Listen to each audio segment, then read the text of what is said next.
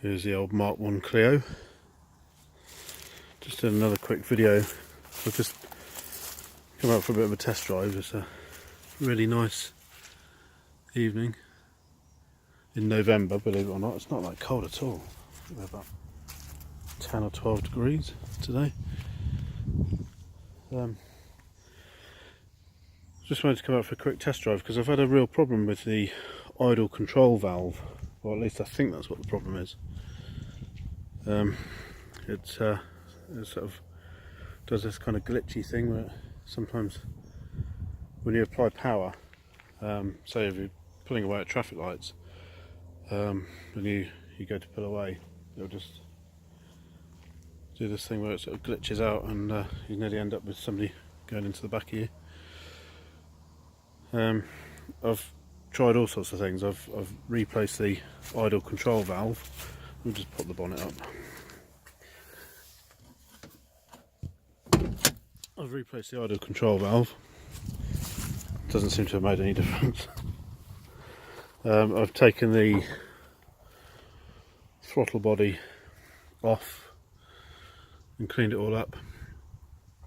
I've tried it unplugging the idle control valve from this plug here. I've tried running it, and it seems to run a little bit on the cool side, this engine. I'm pretty sure I need to replace the thermostat because it does work, because you start it up and then you watch the engine come up to temperature. You'll see it sort of increasing about halfway, and then you'll see it suddenly, you'll see the temperature gauge suddenly go down again. So that's obviously when the thermostat's opening. But when it's actually running in general, it sits barely, I'd say not even quarter of the way up on the temperature gauge. Yeah, I mean the heater works and all that kind of stuff. Doesn't blow out particularly warm air, but particularly hot air. So I should say it's warm, but not particularly hot. I don't know whether that's got anything to do with it, because when you sit it idling for a little while and get it so the actual cooling fan kicks in, it seems to drive a lot better. I don't know if anybody out there knows anything about these Mk1 D7F engines. So from the Mk1 Clio, it's the same engine that was in the first generation of the Mk2 Clio as well, I believe. Yeah, but it's a shame because otherwise it's a really good little car. When it is running well, it's really good fun to drive. It's very basic. It's obviously got no power steering on this particular model. This one is the 1.2 RN, this particular model. So it's slightly higher spec than the RL, and then above this one obviously you got the RT, which was the had electric windows and opening rear windows and stuff like that. That had a slightly different dashboard, the RT as well. This sort of section came across here, and you had I think a clock and stuff like that there. Really annoyingly, when I first bought this car, which is about 12 years or so ago, I made the silly mistake. I had a CD player out of an old car, out of another car that I had. And of course I took the original tape deck, the original Philips tape deck, out of this car and installed the CD player, which in hindsight I wish I hadn't done. I wish I'd kept the original Philips unit in there. Obviously it'd be a lot nicer if it still had all the original bits and bobs. But there we go. I just wanted to do a real quick video really. The brakes and everything are pretty good, although I think I do need to get the rear brakes apart at some point, because I think it's it's slightly uneven. If you apply the handbrake, you can kind of feel it pulling slightly to the right hand side of the vehicle, on the driver's side.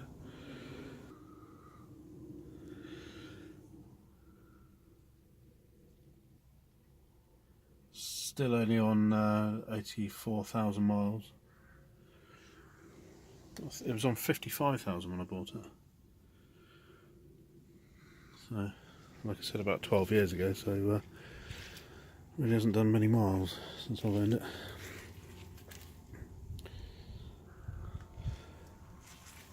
Let's just pop the old bonnet back down again.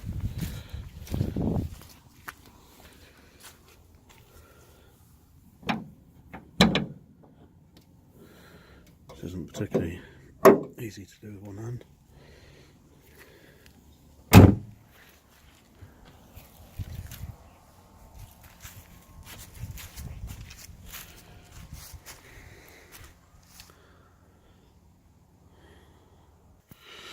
So I just want to see how it starts up. Let me just, because you have to do the immobiliser on this car, because it's got this little infrared sensor up there, and you have to do the key, so you have to do the central locking,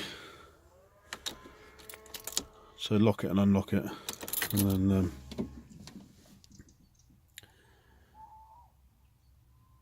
just wait for the oil pressure. Yeah, that's all good.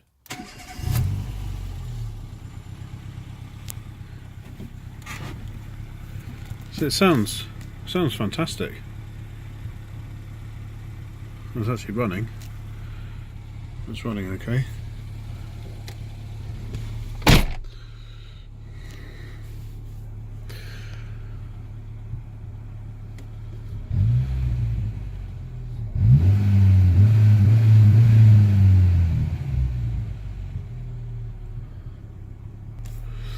Anyway, let's go for a spin.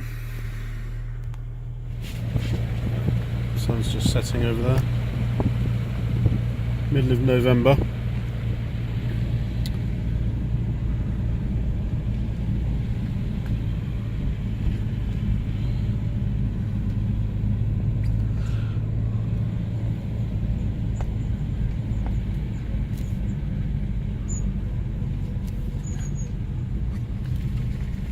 A bit cautious coming around here just in case somebody comes down.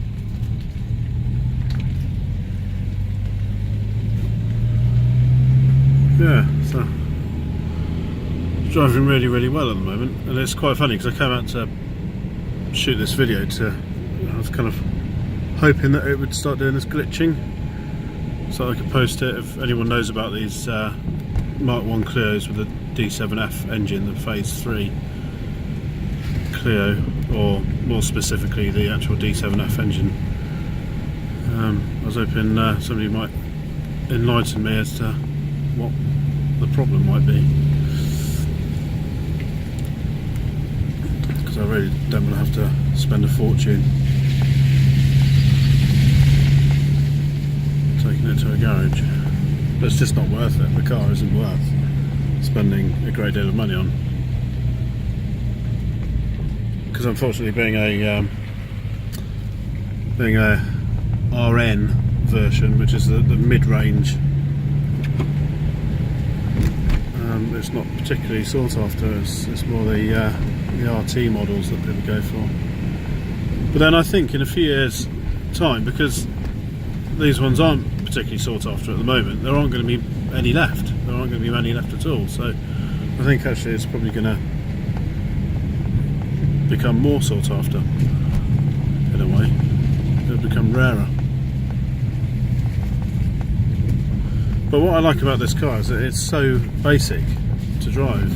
There's literally no power steering, no ABS. It's about as basic as driving something like a Morris Minor or a Marina or something like that from the 70s. It's a really basic car. But I think it makes it more fun because it's so basic, personally. Obviously it's got the old windy windows, but it does have central locking, which is nice.